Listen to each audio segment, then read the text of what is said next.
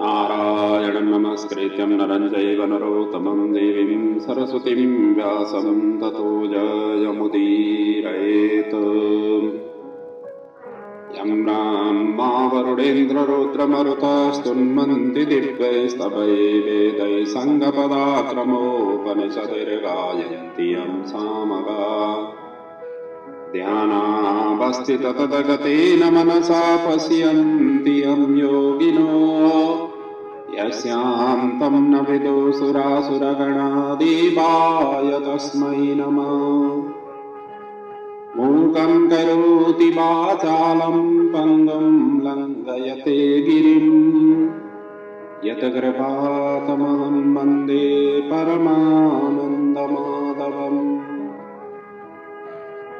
व्यासाय विष्णुरूपाय व्यासरूपाय विष्णवे नमो वै ब्रह्मदेवाय वसिष्ठाय नमो नमः।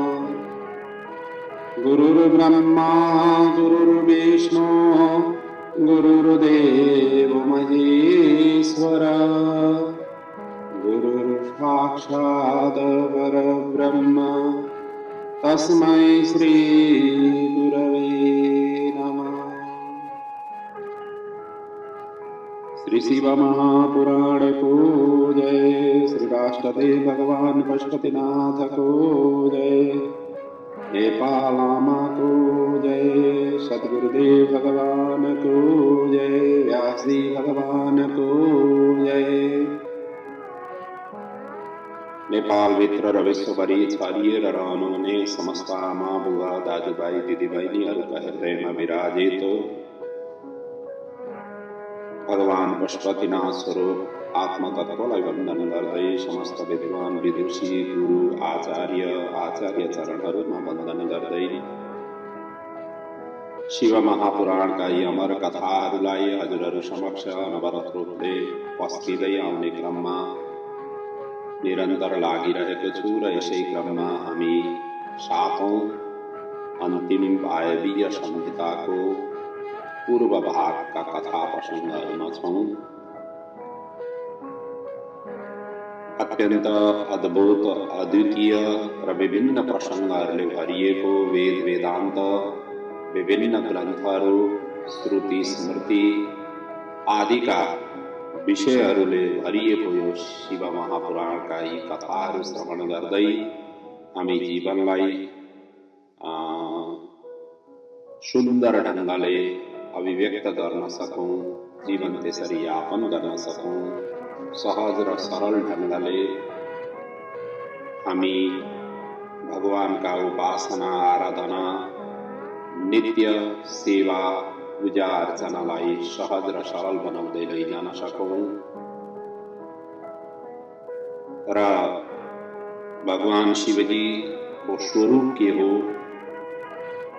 उहाँलाई कसरी चिन्तन मनन गर्ने आदि इत्यादि यी विषयवस्तुहरूमा स्पष्ट हुन सकोस् भन्ने भित्री आशय राखेर यी शिव महापुराणका यी अमर कथाहरूलाई, अध्याय पिछेकै कथाहरूलाई, सबै प्रसङ्गहरूलाई जति आफ्नो विवेक ज्ञान अध्ययनबाट जे जस्तो मैले प्राप्त गरेँ त्यही नै पस्किरहेको छु। आशा यही राखेको छु कि हजुरहरू यस अमर कथाहरूलाई श्रवण गरेर आफ्नो जीवन पनि अमर बनाउन सक्नुहोस्। यही शुभेच्छा शुभकामना मनमा राख्दै आजको कथालाई विधिवत रूपले प्रवेश गर्दै अगाडि लैजाने अनुमति र आज्ञा माग्दछु। हामीले हिजोसम्म सृष्टि विषयका चिन्तन मनन गरिरहेका थियौं, ब्रह्माण्डको स्थितिका वर्णनका चिन्तन मनन गरिरहेका थियौं र जहाँ यो महान अण्ड नै ब्रह्मादिको उत्पत्तिको कारण हो, जसलाई ब्रह्माण्ड भनिन्छ र ब्रह्माजीको यो क्षेत्र हो। त्यसैले ब्रह्माजीलाई क्षेत्रज्ञ भनिन्छ भन्ने जस्ता हामीले चिन्तन मनन गर्दै थियौं। र यहाँ मुनिहरू प्रश्न गर्ने, वायुदेवले उत्तर दिने भएको हुनाले वायवीय संहिताको नामले नामाकरण भएको हो, जसको हामीले स्पष्ट चिन्तन हिजोका दिनहरूका प्रसङ्गहरूमा हामीले गरेका थियौं। अब यहाँ अगाडि आजदेखिको कथा हामी 11औं अध्यायदेखि लैजाँदै जानु त 11औं अध्यायको कथाबाट प्रारम्भ गर्दैछु। यहाँ मुनिहरूले प्रश्न गरे, हे वायुदेव, अब हामीलाई ब्रह्माजीद्वारा सृष्टि विस्तारको वर्णन हामीलाई श्रवण गराउनुहोस्। कसरी उहाँले के कस्तो ढङ्गले सृष्टि विस्तार गर्नुभयो, यो ब्रह्माण्डको स्वरूपमा जे जस्ता चराचर जति पनि पदार्थहरू छन् ती ब्रह्माजीले कहाँ कताडा कसरी जुटाएर सृष्टि गर्नुभयो आदि इत्यादि यस्ता किसिमका प्रश्न राखिसकेपछि मन्वन्तराणि सर्वाणि कल्पवेदांस सर्वशः तेषु एवान्तरः सर्गम च प्रतिसर्गम च नो वदः। अर्थात् सबै मन्वन्तर, कल्पवेद, अवान्तर, सर्ग र प्रतिसर्ग आदि विषयमा हामीलाई वर्णन गर्नुहोस् भनेर यसरी प्रश्न राखिसकेपछि वायुदेव अब महर्षिहरूलाई साधुवाद दिँदै उहाँहरूलाई सम्बोधन गर्दै अब यिनै प्रसङ्गहरूको उत्तर यहाँ क्रमशः प्रदान गर्नुहुन्छ। ब्रह्माजीको आयु द्विपरार्ध समाप्त भएपछि संहार हुन्छ। ब्रह्माजीको प्रत्येक दिनमा 14 मनु बदलिन्छन्। दिवसे दिवसे तस्याः ब्रह्मणः पूर्वजन्मनः चतुर्दश महाभाग मनुना परिवृत्तयः। ये अनादि अनन्तर अज्ञेय भएकाले मन्वन्तर र कल्पहरूको वर्णन गर्न असम्भव नै छ। अहिले चलिरहेको कल्प चाहिँ वराह कल्प हो, यसमा पनि 14 मनु छन् र अहिले वैवस्वत मनुको समय चलिरहेको छ। सबै मन्वन्तरहरूको उत्पत्ति र संहार समान रूपले नै हुन्छ। त्यसैले भनिएको छ मन्वन्तरेषु सर्वेषु सर्ग संहार वृत्तयः प्रायः समाभवन्ति इति तर्कः कार्याभिजानतः। प्रलय भएपछि सर्वत्र जलमय थियो, त्यही जलमा नारायण योगद्वारा शयन गर्ने भएकाले नारायण भनिएको हो। आपो नारः इति प्रोक्ता आपो वै नरसो नभः अयनं तस्यतः यस्मात् तेन नारायण स्मृतः। सर्वत्र जलमय देखेर ब्रह्माजीले पृथ्वी कता गइन् भनेर शिवजीलाई स्मरण गरे र जलभित्र नै पृथ्वी डुबेको थाहा भयो। अनि वराह रूप धारण गरेर जलमा प्रविष्ट गरेर पृथ्वीलाई उद्धार गरी जलमाथि स्थिर गराउन पुगे। ततः स शरीरे मग्नां पृथिवीं पृथ्वीधरः उद्धृत्यालिङ्ग दृष्टाभ्यम् उन्ममज्जः रसातलात्। रसातलमा गएकी पृथ्वीलाई उद्धार गरेर यही जलमाथि यो पृथ्वीलाई स्थिर गराउन पुगे। र यसरी स्थिर गराइसकेपछि यथास्थानमा स्थापित गराएपछि पुनः सृष्टिको कार्य ब्रह्माजीले अगाडि बढाउन थाल्नुभयो। र सबैभन्दा पहिले वैकृत सृष्टि, यो चाहिँ 5 प्रकारको सृष्टि ब्रह्माजीले गर्नुभयो, जसलाई वैकृत सृष्टि भनिन्छ। प्राकृत, वैकृत र उभयात्मक प्रमुख रूपले यी 3 प्रकारका सृष्टि र यिनै 3 प्रकारका सृष्टिहरूका विभिन्न भागहरूलाई केलाउँदाखेरि जम्मा 10 प्रकारको सृष्टि ब्रह्माजीले यहाँ गर्नुभएको प्रसङ्गको अब अगाडि वर्णन छ। र त्यसमा सबैभन्दा पहिले वैकृत सृष्टि प्रारम्भ गर्नुभयो। र ब्रह्माजीले यस सृष्टिलाई विस्तार गर्ने विचार गरिरहेका थिए र ध्यान गर्दा गर्दै तमोमय मोह प्राप्त भयो। अनि त्यसैबाट मोह, महामोह, तामिश्र, अन्धतामिश्र र अविद्या यी 5 स्वरूपको विस्तार भयो। तमो मोह महामोह तामिश्र चान्द संगीतः अविद्या पंचमी चैषा प्रादुर्भूत महात्मनः। यी 5 सृष्टि स्थावरात्मक अविद्या युक्त थिए, यिनीहरूमा ज्ञान थिएन र स्थावर स्वरूपका यी सृष्टि थिए। किन पर्वत र वृक्ष यी अन्धकारमय अज्ञानी यिनै सृष्टिकै स्वरूप हुन्। त्यसैले यिनीहरूद्वारा सृष्टिको अनुकूल विस्तार हुन सकेन, किनकि अज्ञानमय र स्थावरमय एकै ठाउँमा उभिरहने भएको हुनाले यसले विस्तारको क्रम लिन सकेन। त्यस पछाडि दोस्रो प्रकारको सृष्टिमा ब्रह्माजीले तिर्यक सृष्टि गर्नुभयो। तिर्यक भनेको चाहिँ तेर्छो भएर जन्मिने, त्यसलाई तिर्यक भनिन्छ। र यी तिर्यक सृष्टिहरूमा चाहिँ पशु र पक्षीहरू भए जो तेर्छो भएर उत्पन्न हुन्छन्, जन्मिन्छन्। र यिनीहरू भित्र ज्ञान भए पनि बाहिर चाहिँ अज्ञानी नै रहे, जसको कारण सृष्टि विस्तारमा खास लाभ हुन सकेन। अन्तः प्रकाशात् तिर्यञ्च आवृताश्च बहिः पुनः।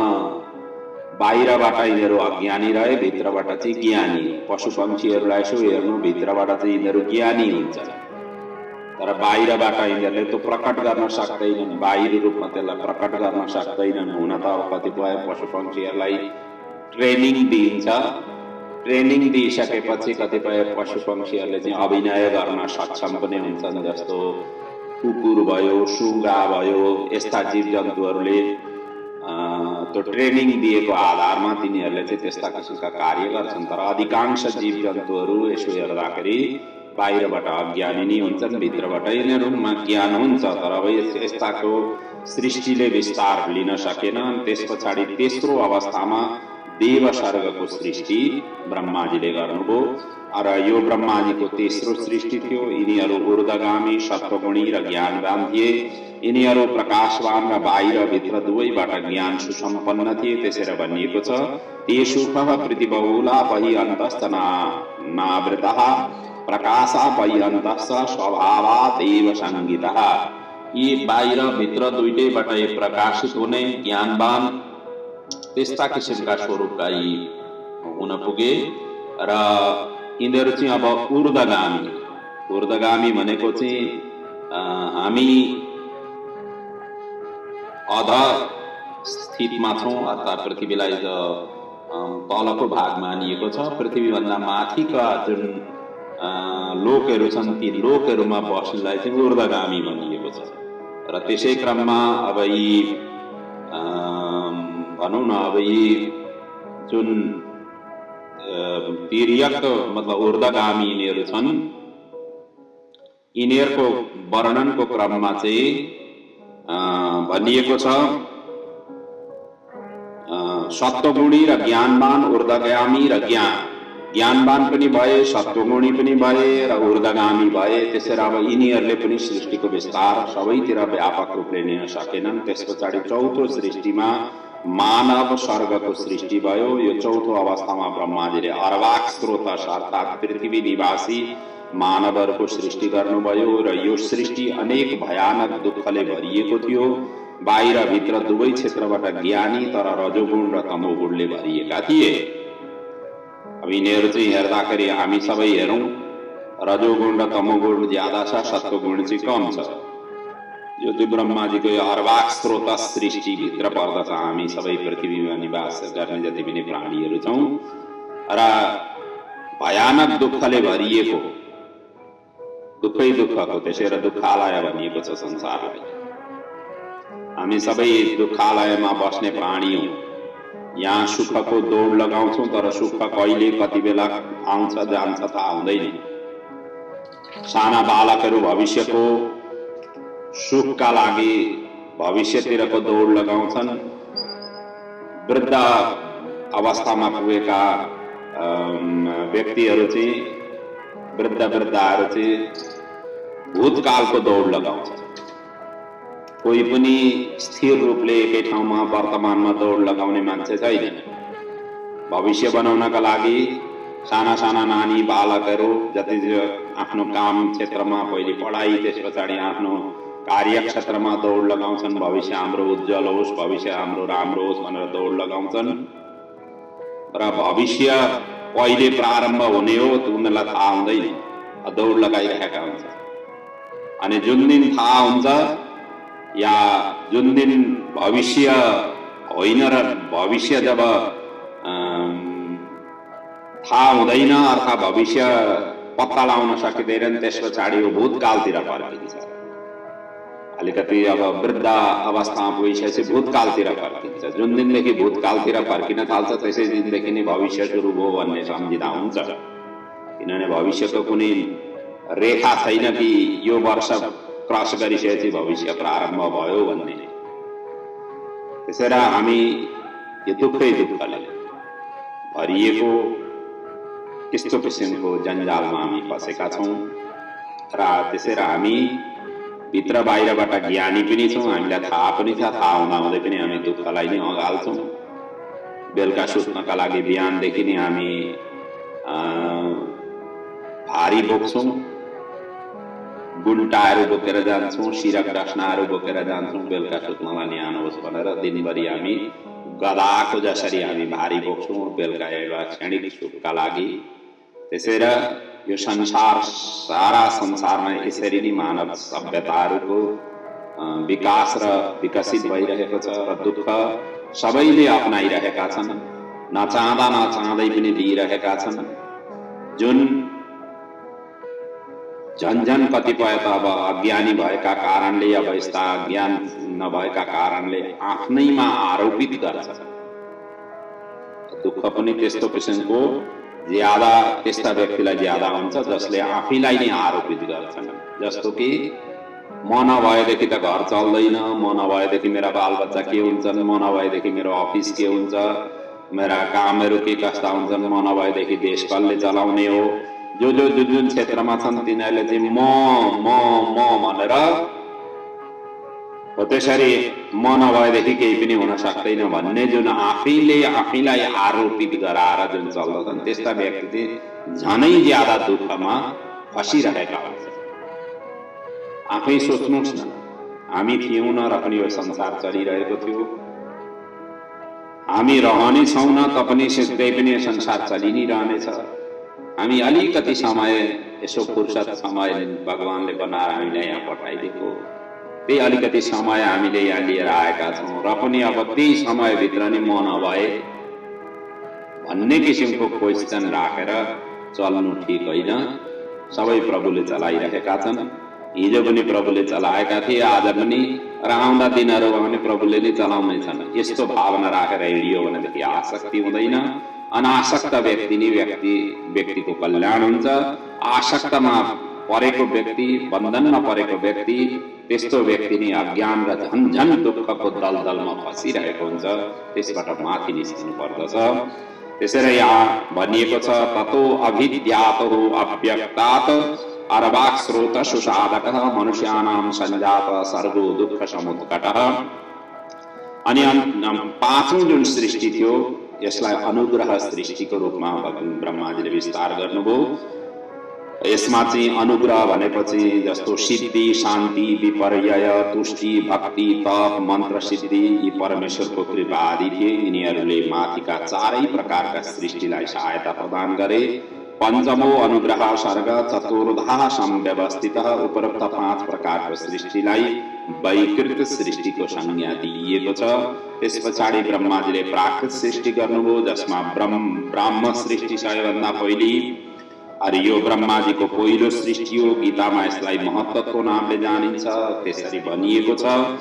र दोस्रो हो भूत सृष्टि, यो द्वितीय सृष्टि हो। यसमा 5 तन्मात्रा पर्दछन्, जो पृथ्वी, तेज, वायु, आकाश यसभित्र पर्दछन्। तेस्रो हो वैकारिक सृष्टि, यो तृतीय सृष्टि हो। यसमा 11 इन्द्रिय पर्दछन्, जो 5 ज्ञानेन्द्रिय, 5 कर्मेन्द्रिय र एउटा मन। तन्मात्राणां द्वितीयस्तु भूतसर्ग स उच्यते वैकारिक। तृतीयस्तु स्वर्गः ऐन्द्रियकः स्मृतः। चौथो अहंकार सृष्टि, यो चतुर्थ सृष्टि हो। यसरी 5 वैकारिक र 4 प्राकृत सृष्टि गरेर जम्मा 9 प्रकारको सृष्टि भयो। तर पनि सृष्टिको विस्तार व्यापकता लिन सकेन। अनि ब्रह्माजीले उभयात्मक सृष्टि गर्नुभयो। वैकारिक र प्राकृतिक सृष्टि अलग अलग गरेर हुन सकेन। अब यो उभयात्मक सृष्टि गर्नु पर्यो, दुईटैलाई समेट्ने खालको त्यस्तो किसिमको सृष्टि विस्तार गर्नु पर्यो भनेर उभयात्मक सृष्टिको विस्तार गर्नुभयो। र यो सृष्टिको विस्तारका लागि ब्रह्माजीले मानस सृष्टि गर्नुभयो, मनबाटै कल्पना गरेर सृष्टि गर्नुभयो, जो कुमार सृष्टि या उभयात्मक सृष्टि हुन पुगे। यसमा कौमार सृष्टि हुन पुग्यो, जुन चाहिँ सनक, सनन्दन, सनातन, ऋभु र सनत कुमार यिनीहरू पर्दछन्। यस सृष्टिलाई नै उभयात्मक सृष्टि भनिन्छ। अग्रेहे ससर्ज वै ब्रह्म मानसानात्मन समान सनन्दम सनकश्चैव विद्वांसश्च सनातनम। यी सबै योगी वितरागी हुन पुगे, निराभिमान थिए, सधैँ 5 वर्षका र नित्य ईश्वरीय चिन्तनमा प्रवृत्त रहे, तपस्या गर्न लागे। फलत सृष्टिको विस्तार यिनीहरूबाट पनि अगाडि बढ्न सकेन। अनि त ब्रह्माजीलाई अब झन्झन सकस हुँदै गयो। के गर्नु, कसो गर्नु, त्यो स्थितिमा पुगे। अब कसो गरेर चाहिँ अगाडि बढ्ने त्यो स्थितिमा पुगिसकेपछि ब्रह्माजीबाट चिन्तित हुनुभयो। चिन्तित भइसकेपछि अब सृष्टिलाई कसरी लैजाने, के गरी लैजाने भन्दाखेरि ब्रह्माजी अत्यन्त चिन्तित हुँदै जानुभयो। यसरी ब्रह्माजीले प्राकृत, वैकृत र उभयात्मक कुल 10 प्रकारको सृष्टि गरे पनि सृष्टिले व्यापकता लिन सकेन। सृष्टिले व्यापकता लिन नसकिसकेपछि ब्रह्माजीले सुदीर्घ काल तक तपस्या गर्नुभयो र तपस्याबाट पनि केही लाभ भएन। अत्यन्त दुखी हुनुभयो, क्रोध आयो र आँखाबाट अश्रु प्रवाह भयो र त्यही अश्रुबाट भूत प्रेत पैदा भए। यी सबै उग्र स्वभावका र विचित्र प्रकृतिका थिए। त्यसैले ब्रह्माजीले यिनीहरूलाई सृष्टि विस्तारका लागि निन्दा गर्दै रोकिदिए। अब यस्ता भूत प्रेत, अब यस्ता यस्ताले सृष्टि गरे भने के हुन्छ संसारमा? सबै भूत प्रेतहरू नै भरिन्छन्। आजको मनुष्य भनेको सबै के कस्ता ढङ्गले चलिरहेका छन्, जबकि यति राम्रो सृष्टि ब्रह्माजीले गर्दाखेरि पनि कस्ता कस्ता कार्यहरूमा संलग्न मानव भएर दानवताको चरितार्थ गर्दै हिँडिरहेका छन्। झन् ब्रह्माजीले त्यसरी भूत प्रेतहरूको मात्रै विकास र विस्तार गरिदिएको थियो भने के हुन्थ्यो होला। त्यसैले यहाँ ब्रह्माजीले अब यिनीहरूको सृष्टि, यिनीहरूबाट अब सृष्टि हुन सक्दैन भनेर उनले उनलाई रोकिदिए।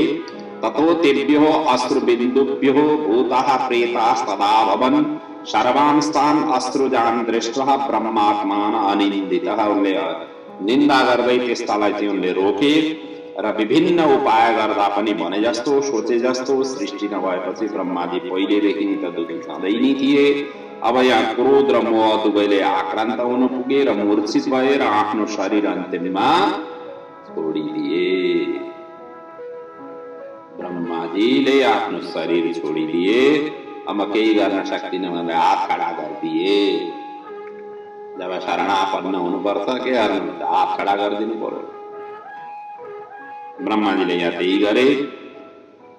मूर्छितस्तु जहौ प्राणान् क्रोधाविष्ट प्रजापति। ब्रह्माजी क्रोधमा आविष्ट भएर आफ्नो शरीर छोडिदिए, मूर्छित भए। यता ब्रह्माजीले प्राण छोडे, उता ब्रह्माजीको मुखबाट नीललोहित शिवजी तुरुन्तै प्रकट हुन पुगे र 11 रुद्र उनले धारण गरे, रूपमा उनी प्रकट भए।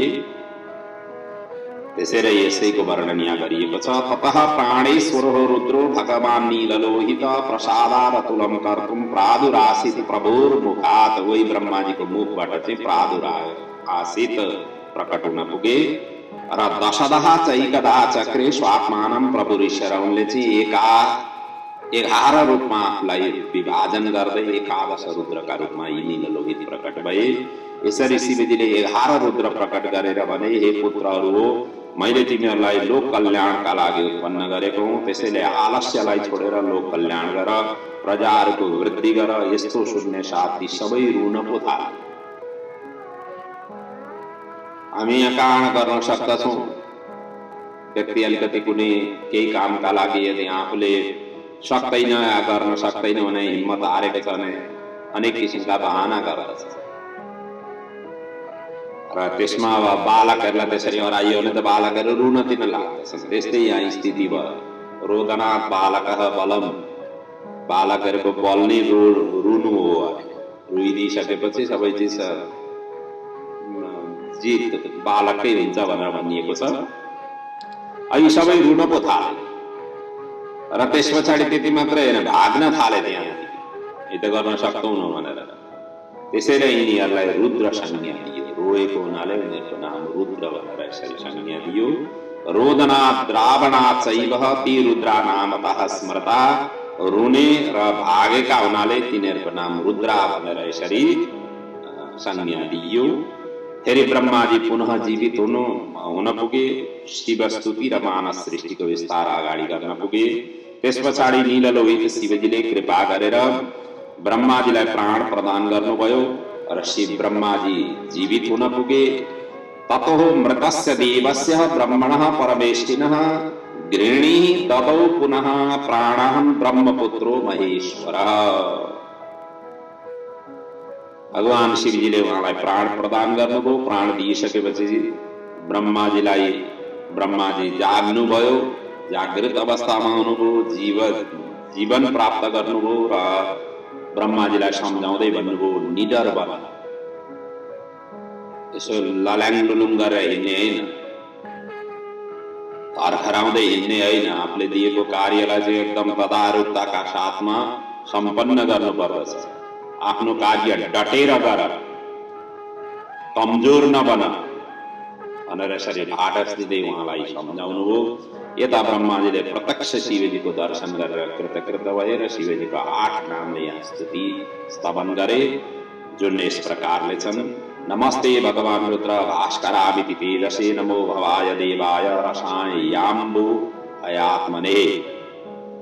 हे प्रभु, तपाईं नै भव, रुद्र, ईश, वसु, पशुपति, भीम, उग्र, सुर, महादेव हुनुहुन्छ। तपाईलाई नमस्कार छ। हे महेश्वर, हे कामनाशक, मलाई सृष्टि विस्तार गर्ने शक्ति प्रदान गर्नुहोस्। त्यही सृष्टि विस्तार गर्दा गर्दै मैले गर्न नसकेकै क्रोधले गर्दाखेरि म मूर्छित हुन पुगे। म थाकेर मूर्छित हुन पुगे। आज तपाईले मलाई शक्ति प्रदान गर्नुभयो, मूर्छाबाट मलाई जीवित गराइदिनुभयो भनेर यसरी उनले प्रार्थना गरिसकेपछि शिवजीले तथास्तु भन्दै शक्ति प्रदान गरेर अन्तर्ध्यान हुनुभयो। ब्रह्माजी पनि शिवाज्ञा प्राप्त गरेर धन्य भए र अगाडिको सृष्टिलाई उनी विस्तार गर्न थाले। अब ब्रह्माजीद्वारा सबैभन्दा पहिले मानस सृष्टि यहाँ गर्न पुगे। त्यस पछाडि 12 पुत्रहरू, 12वटा पुत्रहरू चाहिँ मनबाट उनले पैदा गरे, जो सबै ऋषिहरू थिए, जसका नाम यस प्रकारले छन्। मरिचि, भृगु, अंगिरसः, पुलस्त्यं, पुलह, क्रतुं, दक्षः, अत्रि, वसिष्ठं च सोसृजन मनसैव च। यी सबै मनबाट कल्पना गरेर यसरी सृष्टि गरिएका हुन्, जसमा मरिचि, भृगु, अंगिरस, पुलस्त्य, पुलह, क्रतु, दक्ष, अत्रि, वसिष्ठ, नारद, धर्म र संकल्प, 12वटा पुत्रहरू पैदा गरे। यद्यपि धर्म, नारद र संकल्प यी पछि उनले पैदा गरेका हुन्। पहिले नि त्यति बेलै पैदा गरेका होइनन्, यिनीहरूलाई पछि उनले सृष्टि गरेका हुन्। तर यिनीहरूलाई शिव कृपाद्वारा ब्रह्माजीले मनबाट सृष्टि गरेका आदि र प्रथम पुत्र नै यिनीहरू मानिन्छन्। गणना त्यसरी गरिएको छ। त्यस पछाडि ब्रह्माजीको शरीरबाट बृहत्तर सृष्टि हुन पुग्यो, व्यापक सृष्टि हुन पुग्यो। अब त्यसको पनि यहाँ वर्णन एकदम अद्भुत ढङ्गले गरिएको छ। यो मानस सृष्टि पश्चात ब्रह्माजी झनै उत्सुक भए, झनै उत्साहित भए, झनै हौसला उनलाई प्राप्त भयो। त्यस पछाडि त शरीरका अवयवबाट, आफ्ना अंग प्रत्यङ्गहरूबाट चराचरलाई व्यापक गराउन बृहत्तर सृष्टि उनले गर्न थाले, जसमा देवता, असुर, पितर, मनुष्य, राक्षस, औषधि, वेद, छन्द आदि सबै उत्पन्न भए। यी सबै ब्रह्माजीकै शरीरबाट प्रकट भएका। यसै क्रममा ब्रह्माजीको मुखबाट देवताहरू प्रकट भए, वेदहरू प्रकट भए, ब्राह्मण प्रकट भए, बगलबाट पितरहरू उत्पन्न भए, जङ्गाबाट असुर जन्मिए, लिङ्गबाट मनुष्य, गुदाबाट राक्षस, यक्ष, भूत, गन्धर्व, पक्ष र छातीबाट सम्पूर्ण पक्षीहरू, मुखबाट बाख्रो उत्पन्न भयो। त्यसरी मे मे मे मे मे मे गरिरहेको छ। बाख्रोले त्यही त गर्छ, बोकाले त्यही गर्छ। तिनीहरूले मे मे मे मे गरिरहेको छ। हामी पनि मे मे गर्दै गर्दै हाम्रो जीवन जान्छ। यो मेरो मेरो मेरो मेरो मेरो, कहिलेसम्म तेरो, कहिले गएर तेरो भन्ने। जुन दिन तेरो भनिन्छ त्यति बेला मात्रै कल्याण हुन्छ। जबसम्म मेरो मेरो भनिन्छ तबसम्म बन्धनमा परिन्छ, बाँधिएको हुन्छ। त्यसैले मेबाट तेमा लैजानुपर्छ। यही शास्त्रको सार हो। र मांसपेशीबाट सबै सर्पहरू उत्पन्न भए। चरणबाट हात्ती, घोडा, सरब। यो सरब भनेको चाहिँ 8वटा चरणवाला पशु हुन्छ अरे। यसका खुट्टानी 8वटा मानिएका छन् यो सरब नामको पशु जीवलाई। अनि गवय, मृग, ऊठ, खच्चर, न्युक। न्युक भनेको 12 सिङवाला पशु भनिएको छ। र अन्य सबै पशुहरू यी ब्रह्माजीका चरणबाट उत्पन्न भएका हुन्। रोमकूपबाट सबै औषधि, फल, फूल, वृक्ष, लता आदि यिनीहरू उत्पन्न भए। औषध्य फलमूलानि रोमभ्यस्तस्य जगगिरे। रोमबाट चाहिँ सबै जन्मिएका हुन्। त्यसै गरी ब्रह्माजीको चारै मुखबाट चारै वेद, वेदाङ्ग, छन्द, गायत्री, यज्ञ आदि सबै उत्पन्न भए। त्यति मात्र होइन, ब्रह्माजीको शरीरबाट ठुला साना प्राणी, यक्ष, पिशाच, गन्धर्व, अप्सरा, नर, किन्नर, राक्षस, पशु, मृग, उरक, स्थावर, जंगम, हिंसक, अहिंसक, मृदु, क्रूर स्वभावका जीव जन्तुहरू, प्राणीहरू र धर्म, अधर्म, सत्य, झूठ यी सबै ब्रह्माजीको अङ्गबाट क्रमशः पैदा भए। हिंसा, हिंसे, मृदु, क्रूरे, धर्म, धर्मावृता, नृते सबै ब्रह्माजीकै शरीरबाट प्रकट भए। यो अत्यन्त सुन्दर प्राकृतिक छटारले भरिएको ब्रह्माको यो लोक सर्ग भनेर यसलाई नामाकरण दिइएको छ। यो ब्रह्म वनमा ब्रह्माजी विचरण गर्दछन्। उनी अव्यक्त बीजबाट उत्पन्न र स्थित छन्। अनि यसका बुद्धि रूप स्कन्द, इन्द्रिय रूपी कोटर, महाभूत रूपी पात, धर्म अधर्म रूपी फूल, सुख दुख रूपी फलहरूले यो व्याप्त भएर रहेको सनातन ब्रह्म वृक्ष हो, जो सम्पूर्ण चराचर प्राणीहरूको उपजीवी पनि हो। यो ब्रह्मको स्वर्ग चाहिँ शिर हो, आकाश नाभि हो, सूर्य चन्द्र दुईटै नेत्र हुन्, दिशा विदिशा कान हुन् र पृथ्वी चरण हुन्। यो अचिन्त्य आत्मा सबै प्राणीहरूको निर्माता पनि हो। र यो ब्रह्माको मुखबाट ब्राह्मण, छातीबाट क्षत्रिय, उरुबाट वैश्य र चरणबाट शूद्र उत्पन्न भएका हुन्, जुन 4 वर्णका रूपमा प्रसिद्ध प्राप्त गरेका छन्। त्यसैले भनिएको छ, वक्त्रास्तस्य ब्राह्मणा सम्प्रसूता तत वक्षसः क्षत्रिया पूर्वभागात् वैशा उरुभ्यां तस्य पदभ्यां च शूद्रा सर्वे वर्णा गात्रतः सम्प्रसूता। ब्रह्माजीकै शरीरबाट नि सबै प्रकट भएका हुन्। अब अगाडि गएर ऋषिहरूले ब्रह्मा, विष्णु, रुद्रको उत्पत्तिको विषयमा जिज्ञासा राखेपछि वायुदेव फेरि अब यिनीहरूकै विषयमा वर्णन गर्नुहुन्छ। ब्रह्मा, विष्णु, रुद्रको प्राकट्य कसरी भयो भनेर यसरी प्रश्न राखिसकेपछि अब उहाँले तिनी प्रश्नहरूका उत्तरहरू दिँदै क्रममा अगाडि वर्णन गर्नुहुन्छ। हे महर्षियो, त्रयस्ते कारणात्मानो जातः साक्षात् महेश्वरा चराचरस्य विश्वस्य सर्गस्थित्यन्त हेतवः। चराचर सबैको स्थिति, अन्त्य र उनीहरूको कारण स्वरूपलाई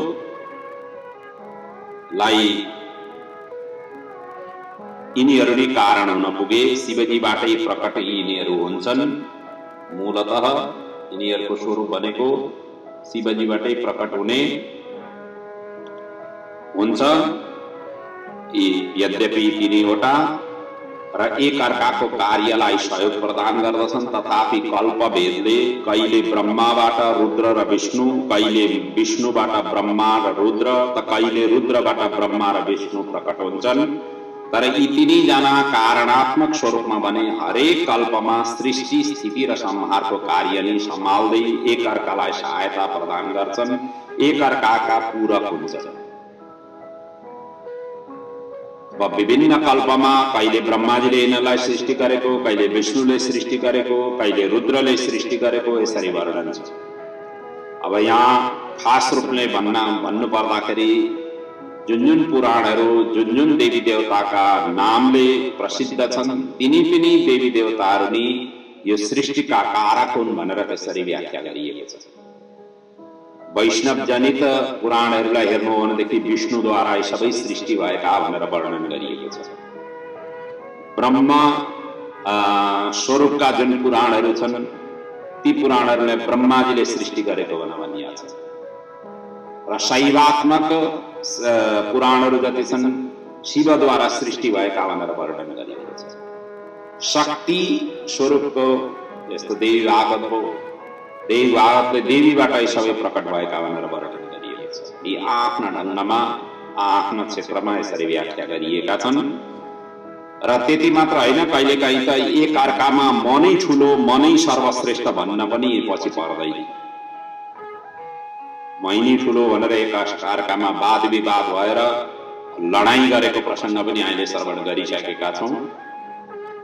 जब ब्रह्मा र विष्णुमा यो स्थिति सिर्जना भयो, भगवान शिवजी उहाँ ज्योतिर्लिङ्ग रूपले प्रकट हुनुभयो। यसको हामीले पहिले नै चिन्तन गरिसकेका छौँ र एक कल्पमा त ब्रह्माले विवाद बढ्दै गएपछि विष्णुलाई सर्लक्कै दिलेका पनि थिए, त्यस्तो किसिमको पनि वर्णन छ। तर विष्णु ब्रह्माको भ्रू मध्यबाट सूक्ष्म रूपले बाहिरिन पुगेका थिए, त्यसैको यहाँ वर्णन गरिएको छ।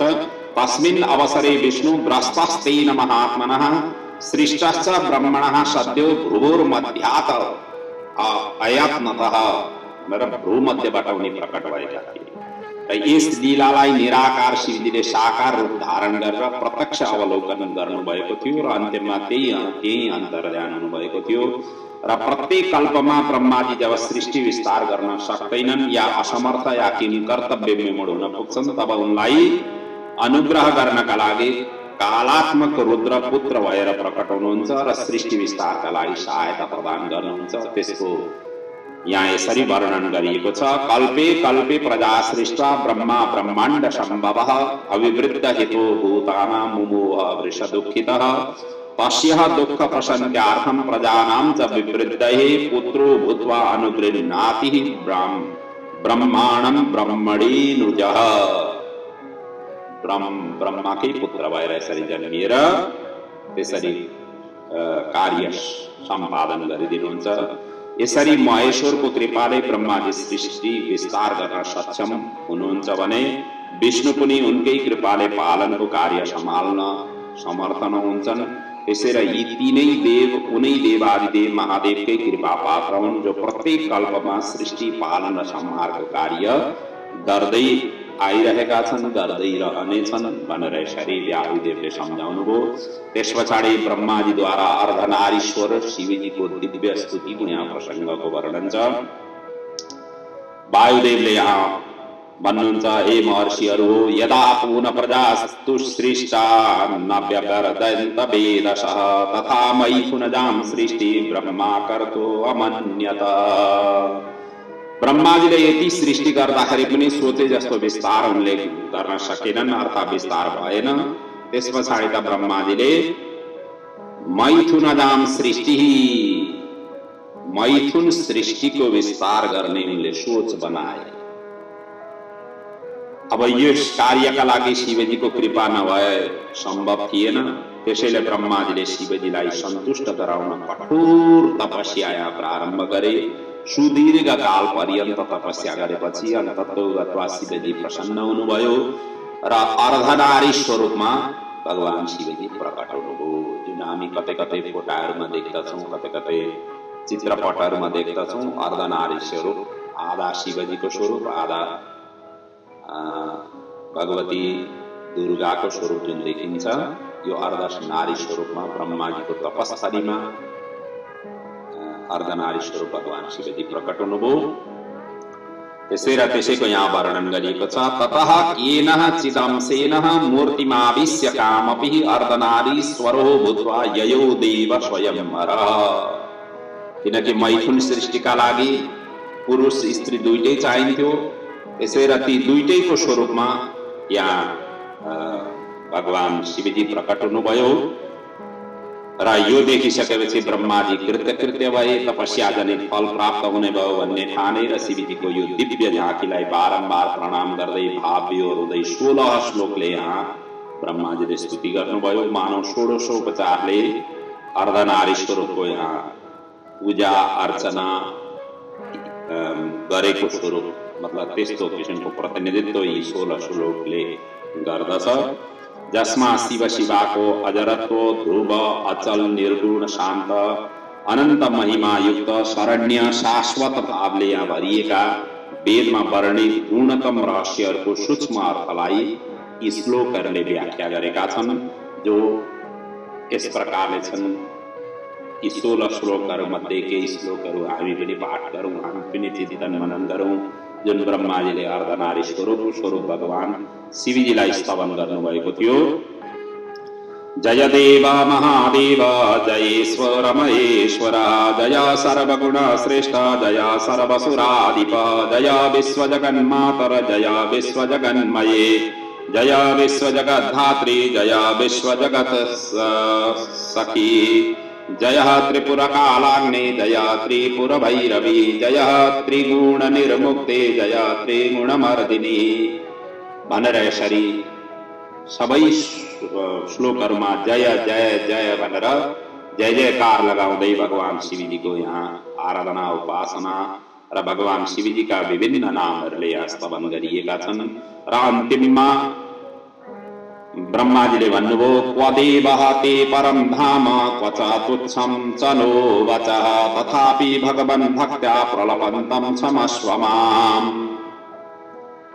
तपाईको स्वरूप कहाँ कस्तो छ, मेरो वाणीमा त्यो ताकत छैन, र पनि मैले जे भने त्यसका लागि क्षमा प्रदान गरिदिनु होला।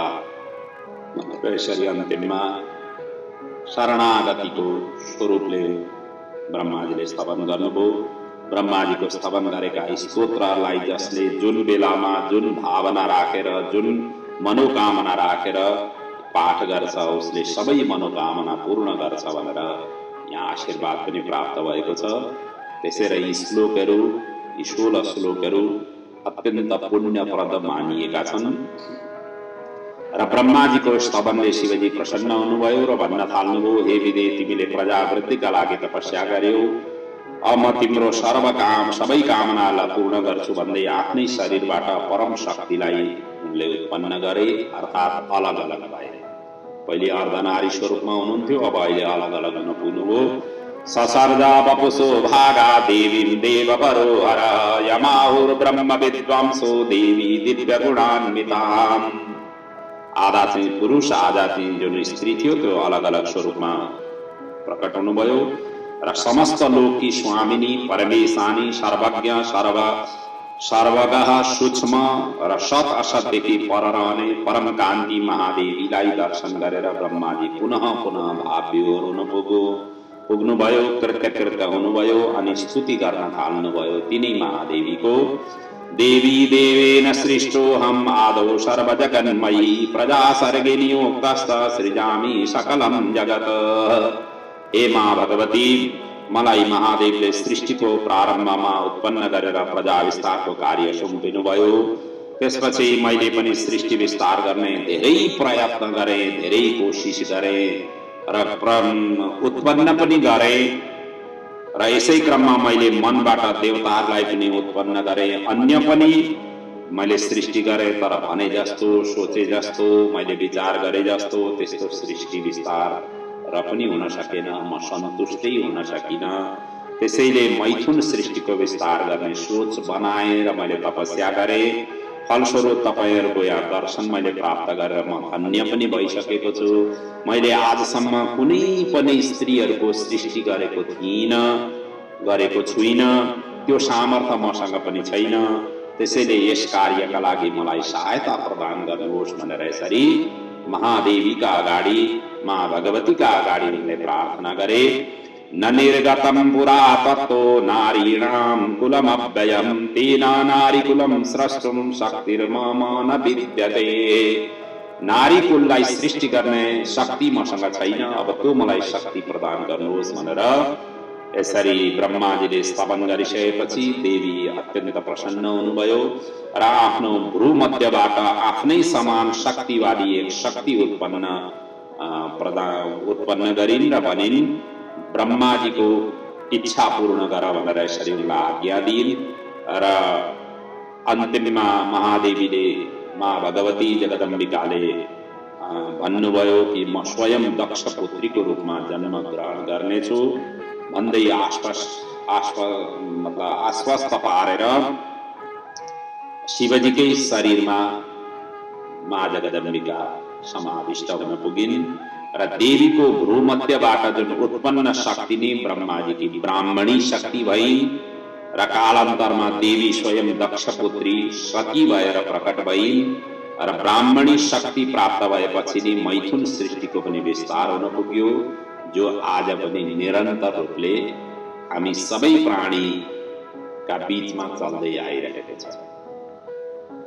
आज जति पनि पशु पक्षी मानव जति पनि जीव जन्तुहरू छन्, जुन जीव जन्तुका विस्तार र व्यापकता प्राप्त गरेका छन्, त्यही मैथुन सृष्टिकै प्रक्रियाले गर्दाखेरि सन्तान उत्पत्ति हुने र विस्तार हुने क्रम जारी नै छ। त्यसैले यहाँ भनिएको छ तदा प्रवृत्ति लोकेस्मिन् स्त्रियां भोगः प्रतिष्ठितः। त्यसैले स्त्रीलाई भोग गर्दै सन्तान उत्पत्ति गर्ने जुन प्रचलन हो तीदेखि नै प्रारम्भ भएको हो भनेर यसरी यहाँ वर्णन गरिएको छ।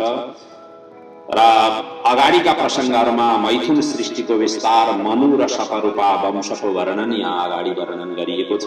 वायुदेव भन्नुहुन्छ हे महर्षिहरू हो, अर्धनारीश्वर हो, शिवबाट ब्रह्माजीले मैथुन सृष्टि विस्तार गर्ने शक्ति आशीर्वाद वर प्राप्त गरेपछि ब्रह्माजी स्वयंले आफ्नो आधा शरीरबाट नारी र आधा शरीरबाट पुरुषलाई प्रकट गरे, जसको नाम स्वयम्भू मनु र शतरूपा नामले विख्यात भयो। स्वयं अप्यत भूतो नारी चार्देन पुरुषो भवत यार्धेन नारीशा तस्मा शतरूपा व्यजायतः। यसरी आधा पुरुष र आधा नारी यसरी प्रकट हुन पुग्यो र यिनीहरूबाट 5 सन्तान भए, जसमा 2 पुत्र प्रियव्रत र उत्तनाप आदि 2टा पुत्र भए र 3 पुत्री आकुति, देवहूति र प्रसूति उत्पन्न भए। स्वयम्भू मनु नै आदि पुरुषले चिनिन्छन्, अर्थात् मानव सभ्यताको विकास नै स्वयम्भू मनुबाट भएको हो। मनुबाटै हामी सबै जन्मिएका हुनाले मनुलाई आदि मानव र मनुबाट जन्मिएको हुनाले हामी सबै मानव जातिका रूपमा प्रसिद्ध हामीले प्राप्त गर्यौं। अर्थात् हामीलाई मानव मनुका सन्तान भएको हुनाले हामीलाई मानव भनिएको हो। तर शिव पुराणले यहाँ 2टा मात्रै छोरीको उल्लेख गरेको छ है। यो अन्य पुराणहरूमा 3टी छोरीको उत्पन्नको वर्णन गरिएको छ, तर यहाँ शिव पुराणले चाहिँ मनुबाट 2 छोरी जन्मिएको उल्लेख छ, जसमा देवहूतिको उल्लेख भने यहाँ गरिएको छैन, केवल आकुति र प्रसूतिको मात्रै यहाँ वर्णन गरिएको छ।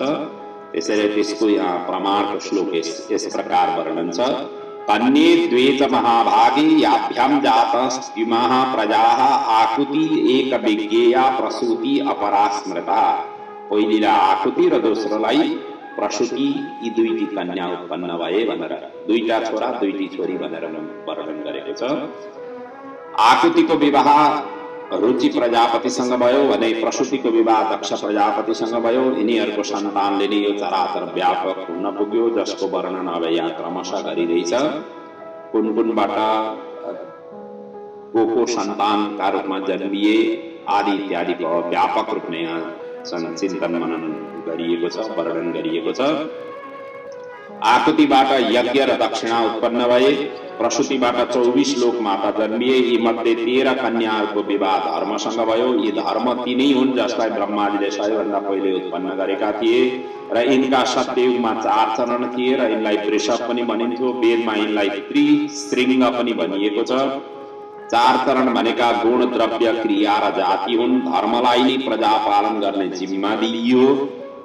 धर्मको साथमा विवाह भएका दक्षका 13 कन्याहरूको नाम यस प्रकारको रहेको छ श्रद्धा, लक्ष्मी, धृति, पुष्टि, तुष्टि, मेधा, क्रिया, बुद्धि, लज्जा, पपु, शान्ति, सिद्धि र कृति हुन्। यी गुणहरू जोसँग हुन्छन् त्यसैले नै धर्मलाई पालन गरिरहेको छ भन्ने पनि बुझ्नु पर्दछ। यिनीहरूबाट असंख्य सन्तान उत्पन्न भए। बाँकी 11 कन्याहरूको विवाह क्रमशः ख्याति लाई भृगुसँग विवाह गरियो, सतीलाई शिवसँग विवाह गरियो, अर्थ सम्पत्तिलाई मरीचिसँग, स्मृतिलाई अंगिरासँग, प्रीतिलाई पुलहसँग, क्षमालाई क्रतुसँग, सन्नतिलाई पुलस्त्यसँग, अनुसुईयालाई अत्रिसँग, ऊर्जालाई वशिष्ठसँग, स्वाहालाई पावकसँग, स्वधालाई पितरसँग यसरी मतलब विवाह गरियो। त्यसै र पितृहरूलाई जब जल अर्पण गरिन्छ त्यति बेला स्वधा भनिन्छ। स्वधा भनेपछि पितरकी पत्नीको नाम। त्यसै गरी पावकसँग चाहिँ स्वाहालाई चाहिँ पावकसँग अग्निसँग विवाह गरियो। त्यसरी यज्ञमा हवन गर्दाखेरि स्वाहा भनेर भनिन्छ। आहुति दिँदाखेरि स्वाहा भन्नुको अर्थ यज्ञ मन्त्र उच्चारण गरिसकेपछि जुन देवी देवतालाई हामीले अर्पण गरिएको हुन्छ त्यो स्वाहा भनिसकेपछि दुवैलाई पति पत्नी दुईटैलाई पुग्दछ। र स्वाहा बिनाको यज्ञ अधुरो मानिन्छ, अपूर्ण मानिन्छ। स्वाहा भन्दै यज्ञ कुण्डमा आफ्ना सामग्रीहरू घृत आदि अर्पण गर्नुपर्दछ। र धर्मसँग विवाह भएका 13 पत्नीहरूबाट क्रमशः यी पुत्रहरू जन्मिए। श्रद्धाबाट काम जन्मियो, लक्ष्मीबाट दर्प जन्मियो। लक्ष्मी आइसकेपछि घमण्ड हुन्छ। दर्प भनेको घमण्ड। धेरै धन भयो भनेदेखि घमण्ड पनि धेरै हुँदै जान्छ। लक्ष्मीबाट दर्प उत्पन्न भयो, धृतिबाट निलय, पुष्टिबाट सन्तोष, तुष्टिबाट लाभ, मेधाबाट स्रोत, क्रियाबाट दण्ड, बुद्धिबाट बोध, लज्जाबाट अप्रमाद, बपुबाट विलय, शान्तिबाट व्यवसाय, सिद्धिबाट क्षेम सुख र कीर्तिबाट यश यिनीहरू पुत्रहरू जन्मिए।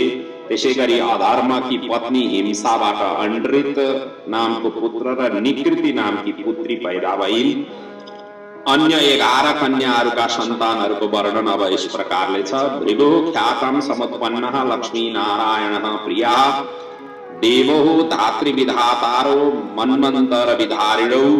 भृगु पत्नी ख्यातिबाट नारायणकी पत्नी लक्ष्मीले जन्म लिइन् र यिनीबाट धाता र विधाता 2 पुत्र भए जो मन्वन्तर पर्यन्तको आयु यिनीहरूको रहेको छ। मरीचि पत्नी सम्भूतिबाट पौर्णमास नाम गरेको पुत्र र 4 कन्या जन्मिए। त्यसै गरी अंगिरा पत्नी स्मृतिबाट आग्निद्र र शरभ यी 2 पुत्र र 4 कन्या जन्मिए। पुलहकी पत्नी क्षमाबाट कर्दम, आसुरी र सहिष्णु ये 3 पुत्र जन्मिए। पुलस्त्यकी पत्नी प्रीतिबाट दन्तोग्नि नामको पुत्र जन्मियो। शिव पत्नी सतीबाट कुनै पनि सन्तान जन्मिएनन्। किनकि पतिको निन्दा सुनेर यज्ञमै उनले शरीर अर्पण गरिन् र हिमालय पुत्रीको रूपमा जन्म लिइन्। तपस्या गरेर पुनः शिव पत्नी भइन् तर यिनका सन्तान भएनन्। क्रतुकी पत्नी सन्नतिबाट 60,000 बालखिल्य ऊर्धरेता पुत्रलाई उनले जन्म दिइन्। यी सबै सूर्यको वरिपरि अरुण सारथीको अगाडि हिँड्दछन्। क्रतुः क्रतु समान भार्याः सन्नतिः सुसुभे सुभान् षष्ठी स्थानी सहस्राणी बालखिल्या इति स्मृता। यी सबैलाई बालखिल्य ऋषि भनेर संज्ञा दिइएको छ। अत्रिकी पत्नी अनुसुईयाबाट सत्यनेत्र, हव्य, आपो मूर्ति, शनैश्चर र सोम 5 पुत्र र एउटी कन्यालाई उनले जन्म दिइन्। वशिष्ठकी पत्नी ऊर्जाबाट रज, गात्र, ऊर्ध्वबाहु, शवन, अनय, सुतापा र शुक्र यी 7 पुत्र जन्मिए जो सप्तर्षि नामले प्रसिद्ध पनि हुन पुगे।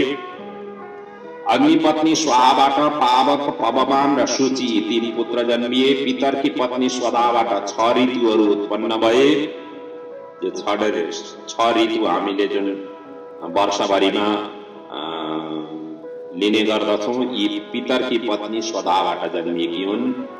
यिनीहरूलाई ऋतुकालका अभिमानी पनि मानिन्छन्। पितर पनि यज्ञ गर्ने गृहस्थीका अग्निस्वाता हुन् भनेदेखि जो गृहस्थी छन् जो यज्ञ गर्दछन् तिनीहरूका पितर चाहिँ अग्निस्वाता हुन् भनेदेखि यज्ञ नगर्ने जुन गृहस्थी छन् यिनीहरूका चाहिँ बर्ही सदा नामले जानिन्छन्। किन 2 खालका पितरहरू पनि पितरमा गणना गरिन्छ। एउटा अग्निश्वाता, अर्का बरिषद। अग्निश्वाता भनेका चाहिँ यज्ञ गर्ने र यज्ञ नगर्ने चाहिँ बरिषद नामले यसरी जानिन्छन्। अग्निश्वाताबाट मेना पुत्री भइन् भने बरिषदबाट धरणीले जन्म लिए। अग्निश्वाता सुतः मेनः धरणी बर्हिषत सुता भनेर यसरी यहाँ स्पष्ट भनिएको छ।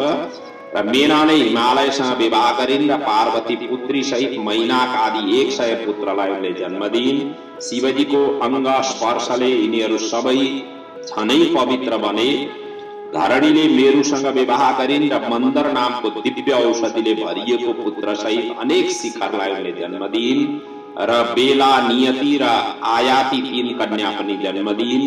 आयाति र नियति यी दुवै कन्याले भृगुपुत्र धाता र विधातासँग विवाह गरे भने बेलाले चाहिँ समुद्रसँग विवाह गरिन्, जसबाट सुवर्णी कन्या जन्मिन्। सुवर्णीले प्राचीन बर्हिसँग विवाह गरे र प्रचेता नामका 10 पुत्रलाई उनले जन्म दिइन्। सुवर्णा नाम सामुन्द्री पत्नी प्राचीन बर्हिष सामुन्द्री सुशुभे पुत्रान् 10 प्राचीन बर्हिष भनेर स्पष्ट भनिएको छ। यसरी देवगणहरूले युक्त दिव्य वंशहरूको संक्षेपमा यहाँ वर्णन भयो। त्यसैगरी यस भूलोकमा राजाहरूको वंश पनि 2 भागमा विभक्त छ, जसलाई सूर्य वंश र चन्द्र वंशमा भनिन्छ। इच्छाको अम्बरीश, ययाति, नहुष आदि पुण्य श्लोक भएर भनेर यिनीहरूलाई जानिने महान विभूतिहरू पनि यिनीहरूकै वंशमा उत्पन्न भएका हुन्, जसको वर्णन हामीले पहिले नै गरिसकेका छौँ। अब यस पछाडिको प्रसङ्गहरूमा चाहिँ दक्षको घरमा सतीको जन्म, यज्ञाग्निमा देह त्याग, दधिचीद्वारा दक्षलाई श्राप, वीरभद्रको उत्पत्ति, यज्ञ विध्वंस, देवताहरूको अङ्गभङ्ग र पलायन, शिवस्तुति र दक्ष यज्ञको पूर्णाहुतिको वर्णनको क्रम अब अगाडिका प्रसङ्गहरूमा वर्णन गरिएका छन्। अब ती प्रसङ्गहरूलाई चाहिँ हामी भोलिको कथामा प्रस्तुत गर्नेछौँ। आजको कथालाई यही विराम दिँदैछु। आजसम्मका कथामा आइपुग्दा हामीले वायवीय संहिताको पूर्व भागका 17औं अध्यायसम्मका कथालाई हामीले चिन्तन मनन गर्यौँ। अब 18औं अध्यायदेखिको कथालाई हामी अगाडिका प्रसङ्गहरूमा वर्णन चिन्तन मनन गर्दै जानेछौँ। भगवान शिवजीका यी अमर कथाहरू, अमर कहानीहरू हामी श्रवण गर्दै हामी जीवनलाई अत्यन्त सुमधुर बनाउन सकौँ, हाम्रो जीवन सफल हुन सकोस्, हामी पनि अमर बन्न सकौँ र त्यो दिव्यतम, त्यो आनन्दमय जुन स्वरूप छ, जो विद्वान ज्ञानी जनहरूले आफ्नो ध्यानद्वारा, साधनाद्वारा जुन प्राप्त गर्दछन्, त्यस्तो आनन्दमय अमृत तत्त्वलाई चाहिँ यो शिवजीको अमर गाथा श्रवण गरेर हामी पनि बन्न सकौँ, यही राष्ट्रदेव भगवान पशुपतिनाथसँग आशीर्वाद याचना माग्दै, आशीर्वाद माग्दै आजको कथा प्रसङ्गलाई यहाँ विराम दिन्छु। यहाँहरूको जीवन सुखद रहोस्, आउँदा पिँढीहरू सुयोग्य बनेर निस्किउन्, आफ्ना पूर्वजहरूको दिव्य गति प्राप्त होस्। यिनै देवादिदेव राष्ट्रदेव पशुपतिनाथको चरणमा वन्दन प्रार्थना सहित ओम पूर्णमदः पूर्णमिदं पूर्णात् पूर्णमुदच्यते पूर्णस्य पूर्णमादाय पूर्णमेवावशिष्यते। ओम शान्तिः शान्तिः शान्तिः।